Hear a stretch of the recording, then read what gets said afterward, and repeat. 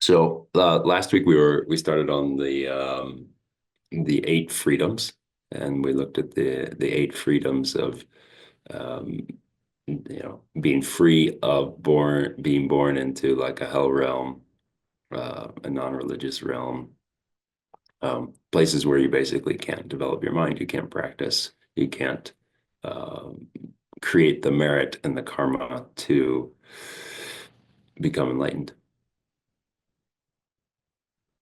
So today we'll look at there's eight of the freedoms. Those are the first four, and then the second four are all about this human existence. So we have this human body, but there could be things that we are not free of that would prevent us from creating the positive karma, to creating the positive merit, so that we can um, become enlightened. So we'll look at those.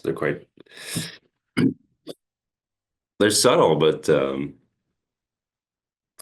easily to be ignored. So bring our mind and our body into this time and space.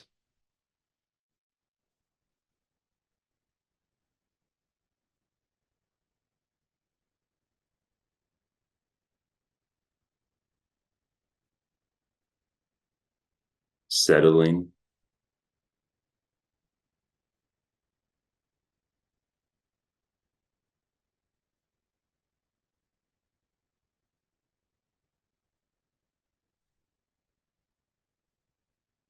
and not giving a thought to what was going on before entering the session or what's coming after. We're just here. We're in the session together in the present moment. It's only the present moment that matters.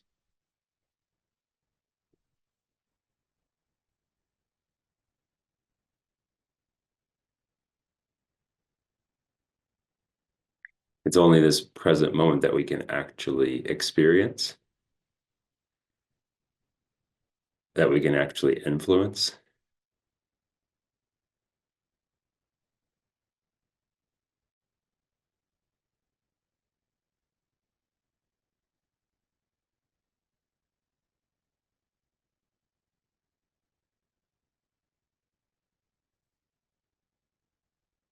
This is it.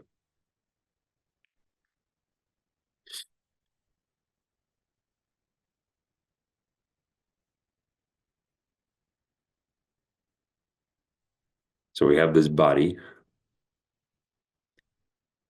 It's here.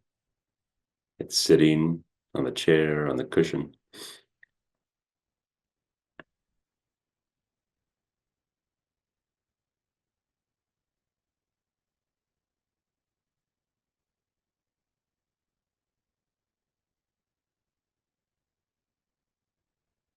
You just check how it feels. Is there any pain? Is there discomfort?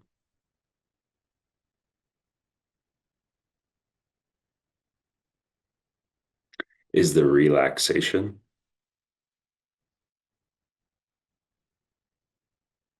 Maybe ease or relief?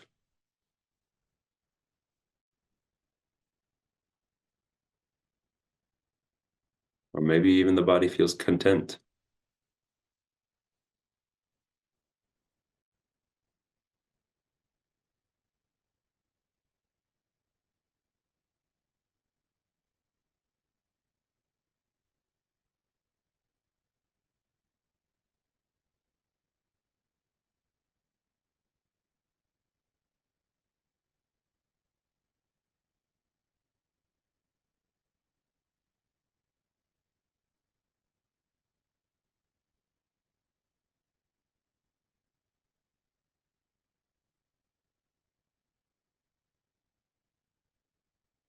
We start to bring our attention to our breath,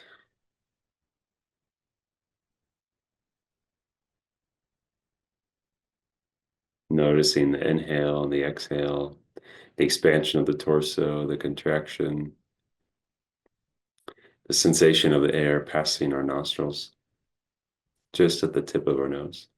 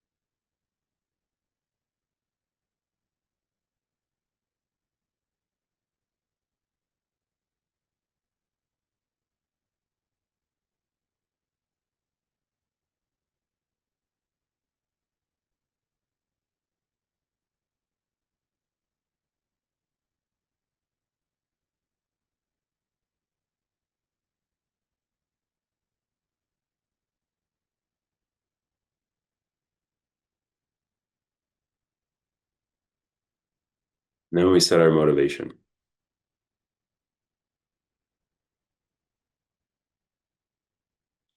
But first, why is our motivation so important? Why don't we just meditate?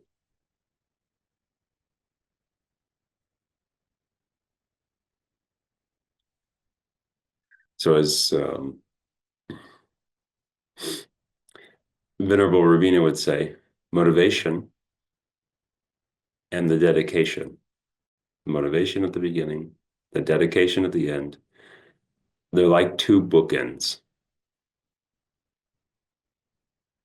Imagine you put all the books on the shelf and you don't put your bookends up, they'll just fall on the floor.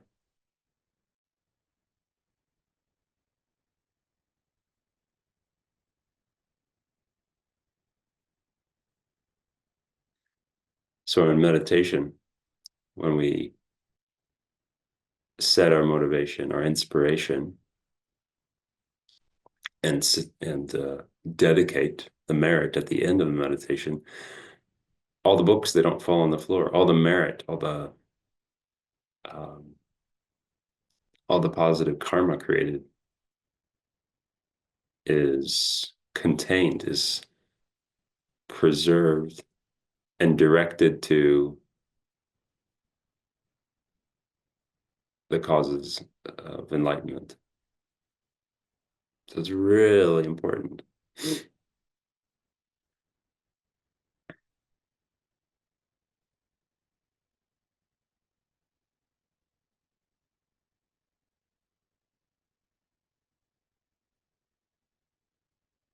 So in our Mahayana tradition, we have this bodhicitta motivation.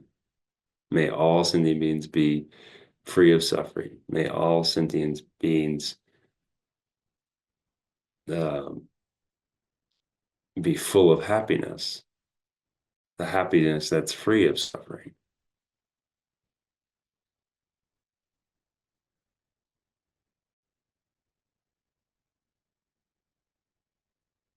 And it's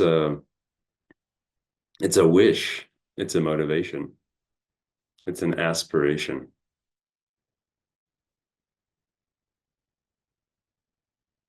And that may myself alone be the cause of their liberation, of their freedom of suffering.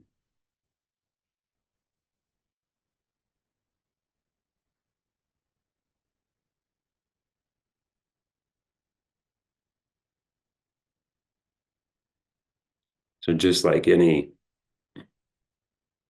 task or project, we start with a motivation. We start with a wish, no matter how big it is. We start there, right?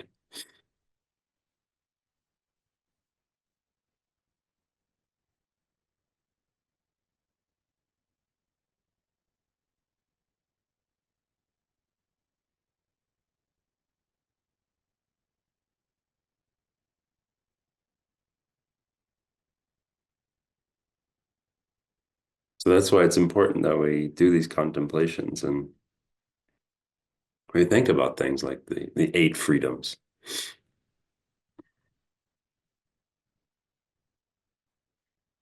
Because each of these teachings, each of these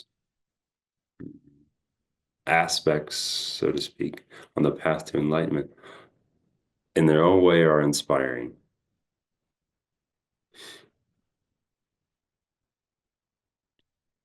So we have these eight freedoms in the text. So they're broken up into these two groups. So um, the first four, they're about these situations of being free from the non-human states of existence. So it's mostly these hell realms.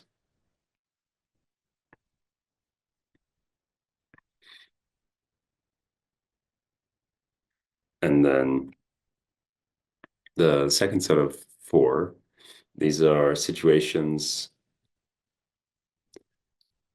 of a human rebirth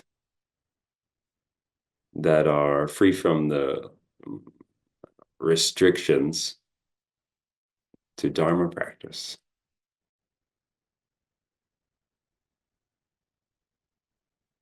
which I think all of us, we can probably relate to these easily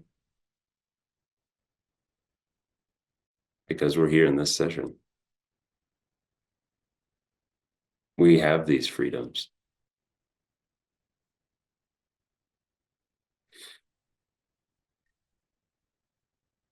So the first is being free from birth in a remote or irreligious land.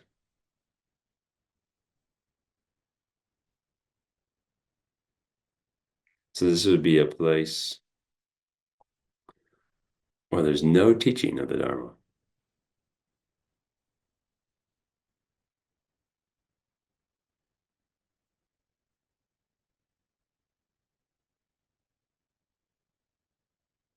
So a person in such a place,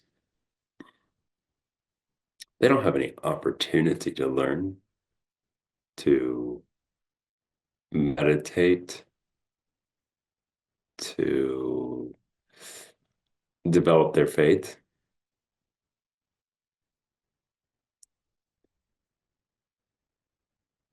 And I think it goes beyond Buddhism. There's probably no spirituality in these places at all.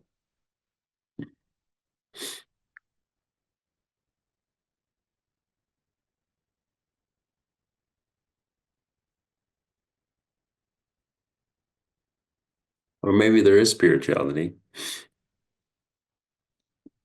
but it's not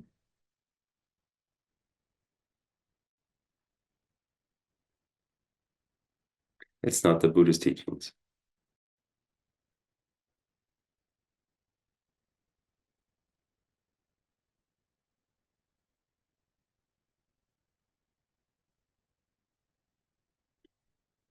So can you think of places like that on this earth right now?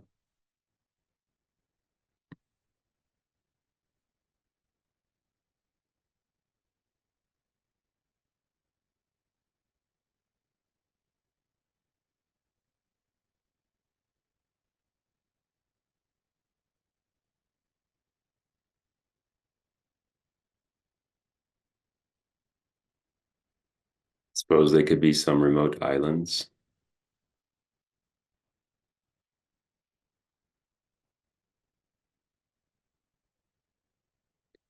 Could be some vast desert lands or forest.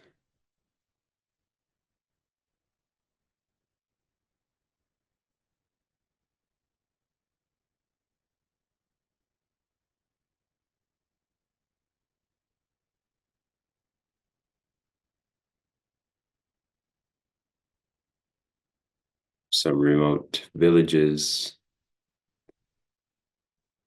in the polar or in Canada.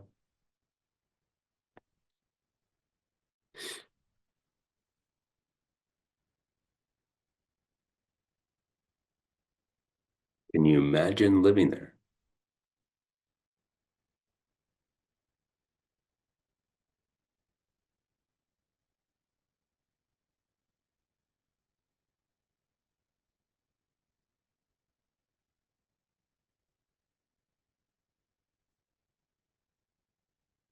You imagine that um, there's no Dharma there, right? The the Buddhist teachings did not pervade into that space.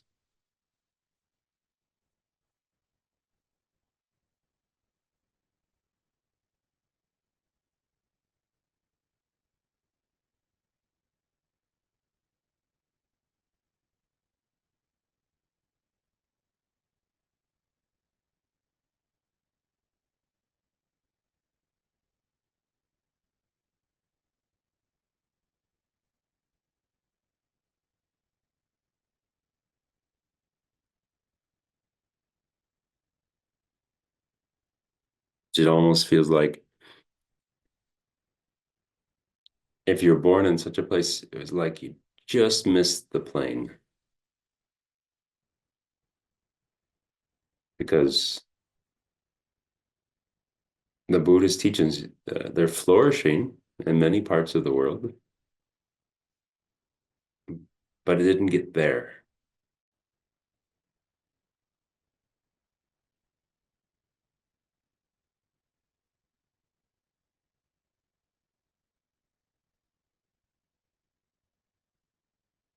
Now, the next freedom is the freedom of being born when the um, Buddha has not come.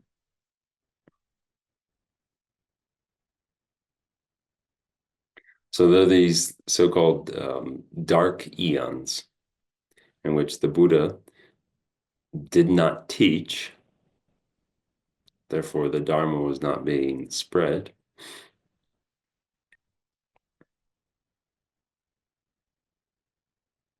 But we're fortunate to be born into the light eon, not the dark eon.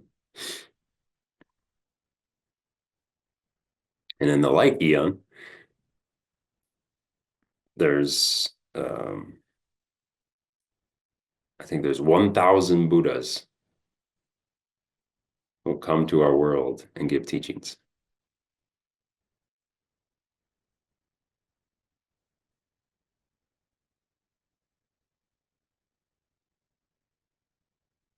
And that's quite evident that some of those 1,000 Buddhas have done that.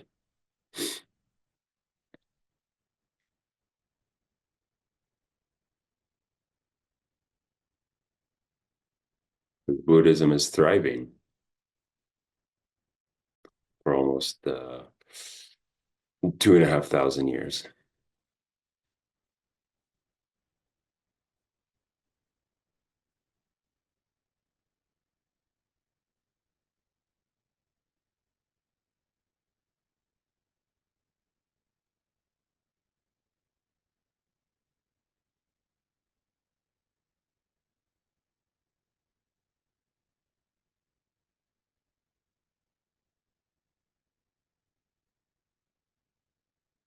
I was recently attending a teaching from Geshe Graham at Nalanda Monastery in France, and he was explaining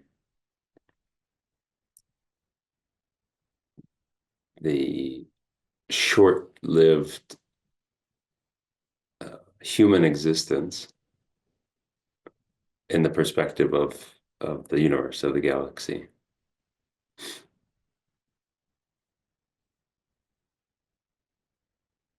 And he was saying how it took so many millions, billions of years for the galaxy to develop, the solar system to develop, and then we had Earth, and then there are some life forms, there are some barbaric life forms, the human developed, but even the human was here for such a long, long, long, long, long time. And it wasn't until 2,500 years ago when he was saying, then the Buddha says, they have maybe enough intelligence now to receive the teachings. and then the Buddha appears.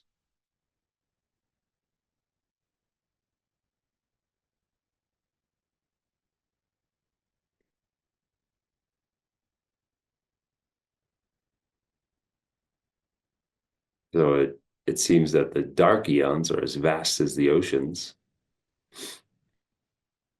and the light eons, where we are now, are as limited as our land masses.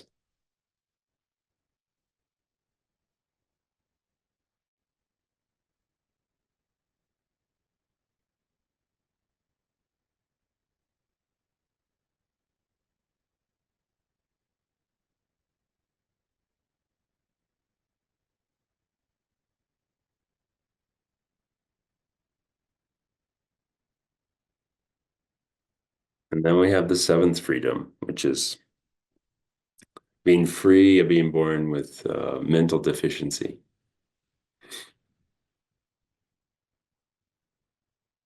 So we're free of rebirth,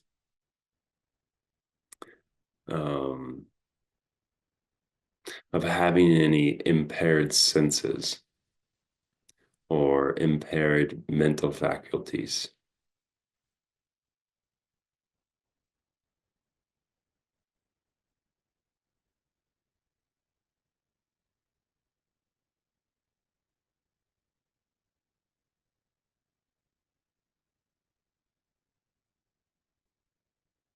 So you can imagine that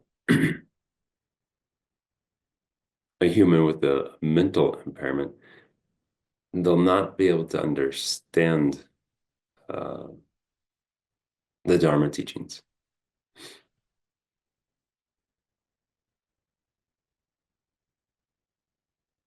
I mean, sometimes it's hard enough for us that have the mental faculties to understand the Dharma teachings, right? I mean, not too hard, but it's definitely a different point of view than uh, conventional thought, especially in the West.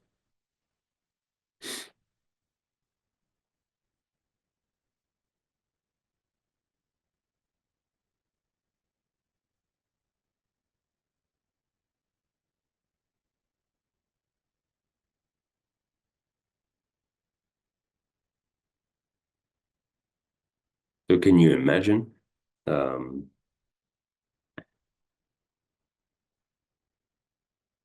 you're born here, you're born there. You're born into this world at this point in time. You have exposure to the Buddha Dharma. It's there, it's accessible, but you can't connect with it on the intellectual level. So therefore, you can't um, put the teachings into practice.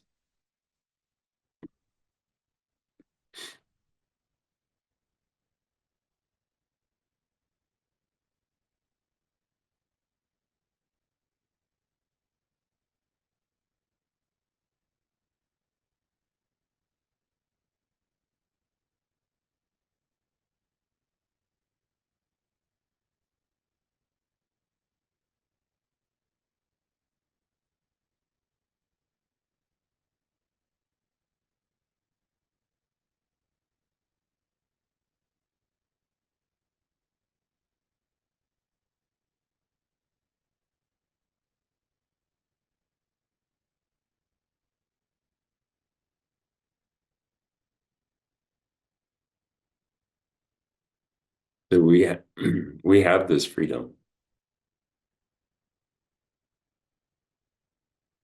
It's right here in front of us. The books are on our shelf. The teachers are present.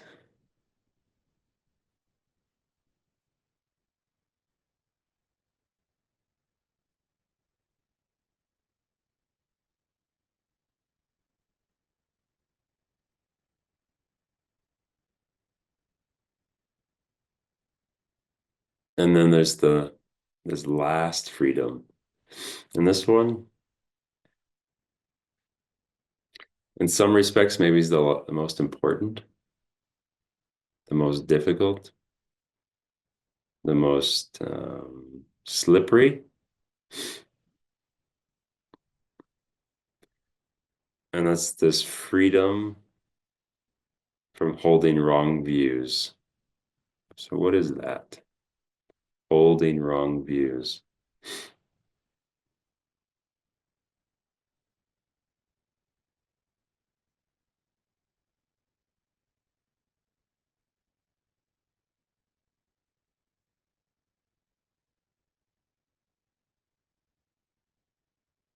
So a wrong view.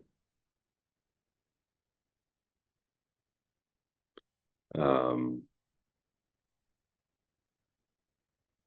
a wrong view would be denying the existence of the Buddha Dharma,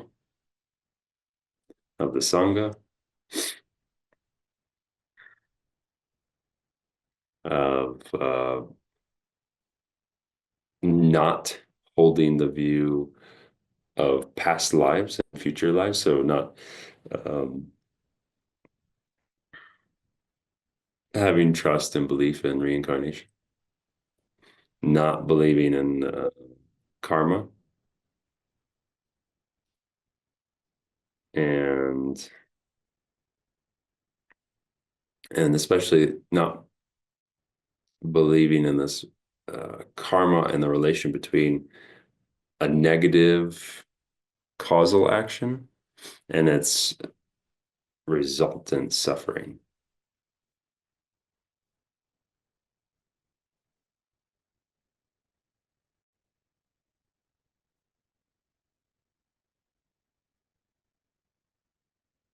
And then not believing that this um, resultant suffering are the cause of all the other states lacking leisure and fortune.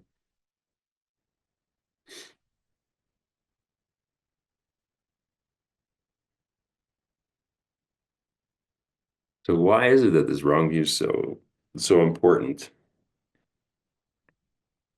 Well, imagine that we have all these freedoms that we've been talking about. That's pretty good. So the only thing preventing us from enlightenment or um, escaping the cyclic existence of samsara are the wrong views because they hold us. They they hold the mind to remain separate from the Dharma for many rebirths into the future.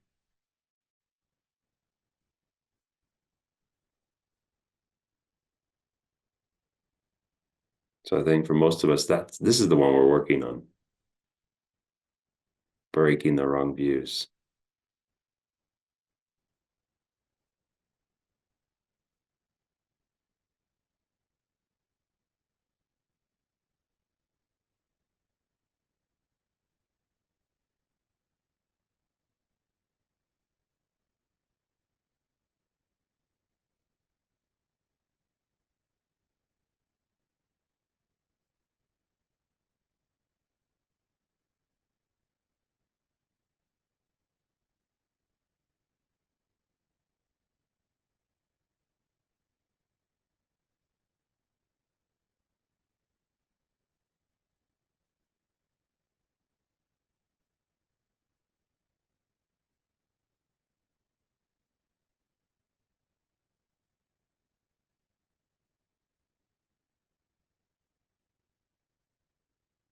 So now that we made all these contemplations to shift our mind, we'll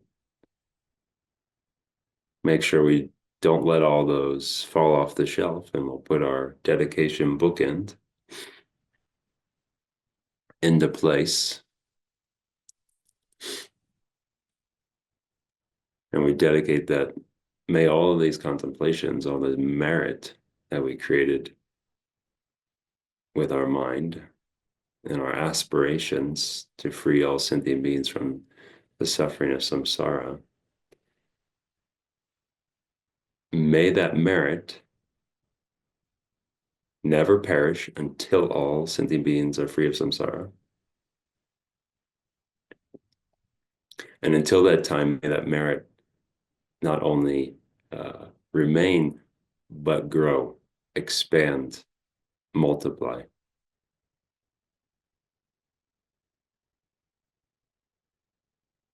May it not be expelled until the suffering is expelled.